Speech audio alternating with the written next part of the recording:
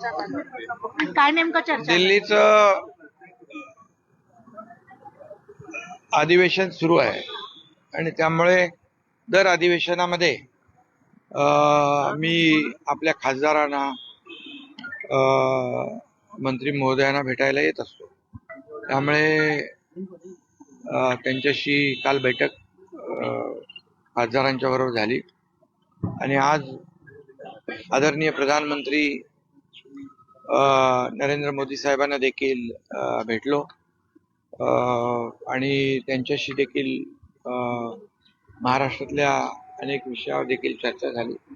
अतिशय सकारात्मक चर्चा झालेली आहे आणि मी अधिवेशन सुरू असलं की येत असतो. त्यामुळे आज तशाच प्रकारची ही भेट होती, सदिच्छा भेट होती. तुम्ही दिल्लीत येणार असले की अनेकांना टीका करावीशी वाटते तुमच्या दिल्ली दौऱ्यावर.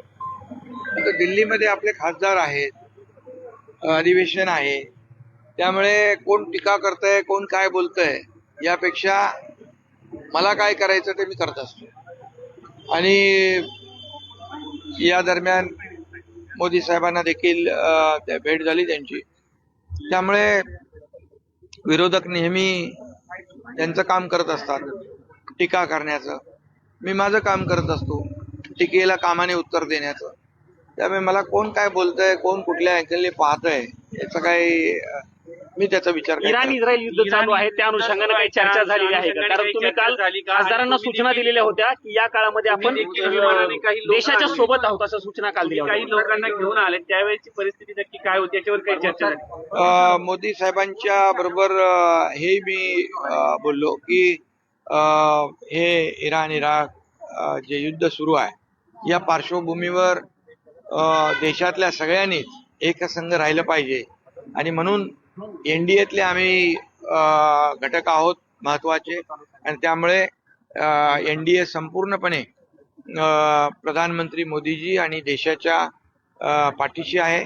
तशी शिवसेना देखील पूर्णपणे प्रधानमंत्री महोदयांच्या पाठीशी आहे. अशा प्रकारचं देखील या ठिकाणी मी त्यांना बोललो आणि त्याचबरोबर जे दुबईमध्ये मस्कतमध्ये कुवैतमध्ये अडकले होते त्या लोकांना देखील पुन्हा मुंबईमध्ये महाराष्ट्रामध्ये आणण्याचं काम देखील या ठिकाणी केलं. मोदी साहेबांना देखील चर्चा करताना मी म्हणालो की तुमचे जे काही इतर देशांची जे चांगले संबंध आहेत, अगदी कोविडच्या प्रसंगापासूनचं वॅक्सिनचं जे काही कितीतरी देशांना आपण वॅक्सिन देखील पुरवठा केला आणि ज्या वेळेस देश अडचणीत असतात त्या वेळेस एक दुसऱ्याला मदत करणं हे आपलं कर्तव्य असतं आणि त्यामुळेच त्यांच्या या सर्व चांगल्या संबंधांमुळे आपले होर्मुझमधून 2 जहाजं तेलाची मोठी जहाजं आली,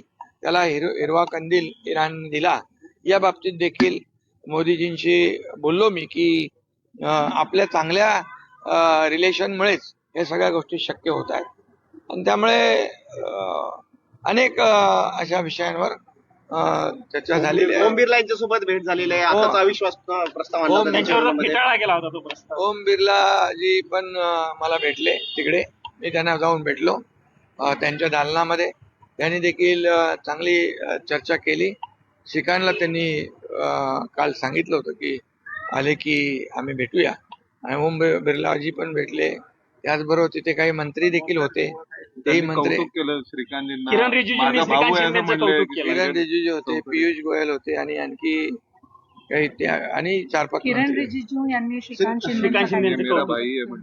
हो ते श्रीकांतच्या बद्दल तर सगळे चांगलेच मंत्री सगळे चांगलंच बोलत असतात. तर तुम्ही संसदेमध्ये श्रीकांत सगळ्यांची चांगला वागत असतो, डाऊन टू अर्थ काम करत असतो आणि त्यामुळे त्याचे देखील सगळ्यांची चांगले संबंध आहेत आणि अनेक लोक बोलून दाखवतात की श्रीकांतचं चांगलं काम करतोय. अमित शहा यांच्यासोबत भेटीचा काय प्लॅन? कारण आता भेट अमित भाईंचे आणि आता ज्या काही 5 राज्याच्या निवडणुका आहे त्यांची सगळी त्याच्या बैठका सुरू आहेत आणि त्यामुळे त्यांच्याबरोबर त्यांनी वेळ दिली तर भेटेल. पण या सगळ्या युद्धामध्ये उभाटा असेल किंवा काँग्रेस असेल यांनी घेतलेली जी भूमिका आहे ती कशी दिसते तुम्हाला? खरं म्हणजे युद्धाच्या पार्श्वभूमीवर आज हे जे युद्ध सुरू आहे त्याची झळ सगळ्यांना बसते आहे.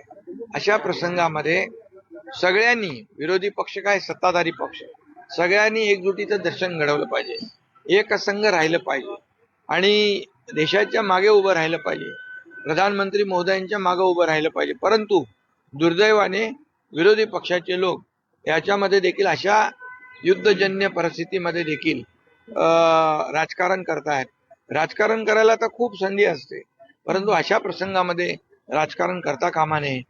काही लोक मुद्दामून गॅसचं शॉर्टेज झालं, तेलाचं शॉर्टेज झालं, अशा प्रकारचं देखील काही चर्चा करतात आणि त्यामुळे या ठिकाणी साठे बाजार करणाऱ्यांना देखील या ठिकाणी संधी मिळते. म्हणून या सर्व लोकांनी अशा प्रसंगामध्ये एक संघ राहून देशाच्या मागे उभं राहिलं पाहिजे.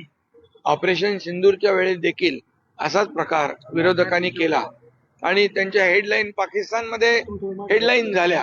हे तर फार अतिशय, काही लोक पाकिस्तानमध्ये हेडलाईन व्हाव्यात म्हणून काही लोक काउंटरवरशी बोलतात. हे काही देशप्रेम नाही. सर, एलपीजी क्रायसिस जे आहे खरोखर आहे, महाराष्ट्रामध्ये पण मोठ्या प्रमाणात आहे. संजय राऊत हे सांगतायत, संजय राऊतांनी एक एक्झाम्पल असं दाखवलंय जसं शिर्डीमध्ये पण देवस्थान इथे पण जे आहेत गॅस सर्व्हिसेस वगैरे जे आहेत ते नाहीयेत आणि क्रायसिस. खरं म्हणजे कोणीही स्टॉक अवैधपणे स्टॉक करता कामा नये, साठे बाजार करता कामा नये आणि काळाबाजारी करता कामा नये.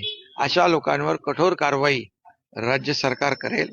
केंद्र सरकारने देखील जाहीर केलंय की कुठल्याही परिस्थितीमध्ये गॅसचा सिलेंडरचा तुटवडा आम्ही भासू देणार नाही. जितेंद्र आव्हाड यांनी छत्रपती शिवाजी महाराजांबद्दल एक विधान केलं. ते म्हणाले की त्यांनी पायाने टिळा लावला. त्यांनी माफी मागितली. नवीन चेहरा तुम्ही जो दिलेला आहे ज्योती वाघमारे, तुम्ही संसदेमध्ये गेलात, लोकांसाठी लढावा अशी लोकांची अपेक्षा असते, तुम्ही महिलाचा चेहरा दिलाय, काय अपेक्षा करताय? नाही, राज्यसभेमध्ये डॉक्टर ज्योती वाघमारे आम्ही उमेदवार दिला आणि त्या बिनविरोधी आल्या आणि त्या खऱ्या अर्थाने उच्च विद्या विभूषित आहेत आणि सामान्य माणसाची, सर्वसामान्य लोकांच्या प्रश्नांची त्यांना जाण आहे. एक गरिबीतून आलेली आमची बहीण आहे ती आणि त्यामुळे नक्कीच सर्वसामान्यांचा आवाज राज्यसभेमध्ये त्या उठवतील आणि सर्वसामान्यांच्या प्रश्नांना न्याय मिळवून देतील. ते प्रश्न राज्यस्तरावरचे असतील किंवा राष्ट्रीय स्तरावरचे असतील. त्यामुळे जे आम्ही शिवसेनेने निवड केलेली आहे ती त्याला ते खऱ्या उतरतील आणि जो विश्वास व्यक्त केलेला आहे तो सार्थ करतील. तुम्ही शरद पवारांना हेल्प केलेलं राज्यसभेच्या सीटसाठी आणि असंच हेल्प आता उद्धव ठाकरे यांना पण पाहिजेच नाही तर ते तुम्हाला कॉल करावं असं सांगितलं गेलेलं विधानसभेसाठी. विधान परिषद राज्यसभा ही निवडणूक होऊन गेलेली आहे.